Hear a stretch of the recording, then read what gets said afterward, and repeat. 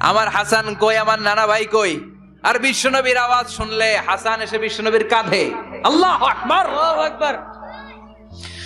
বিশ্বনবী বলতেন, ফাতেমা আমার কলিজার টুকরা, যে ফাতেমারে কষ্ট দেয় সে আমারে কষ্ট দেয়, ফাতেমারে আনন্দ দেয় মানে আমি বিশ্বনবীরে আনন্দ দেয়। এই ফাতেমা সব সময় পর্দায় থাকতেন, দিনের বেলা বেরোতেন না, সারা দিনে টয়লেট করতেন একবার, সেটাও করতেন রাত্রে, যাতে দিনের বেলা কেউ তারে না দেখে। কি ব্যালেন্স লাইফ, কি ব্যালেন্স লাইফ! রাতে একবার টয়লেটে যাও মানে কি সারাদিন খাওয়া দাওয়া এরকম ব্যালেন্স করে করতেন।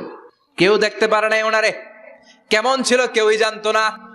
এমন ভাবে চলাফেরা করতো, কোনো পুরুষদের সামনে দিয়ে কখনো যেতেন না। এজন্য ইন্তেকালের আগে আলীকে বললেন, আলী, বিশ্বনবীর ওসিয়ত অনুযায়ী কিছুদিন পরে আমি আমার বাবার সাথে সাক্ষাৎ করব। ইন্তেকালের সময় বেশি লোক আমার জানাজাতে আসার দরকার নাই, নিজেরা দোয়া করে দিলে চলবে। আর আমার জানাজার খাটিয়ার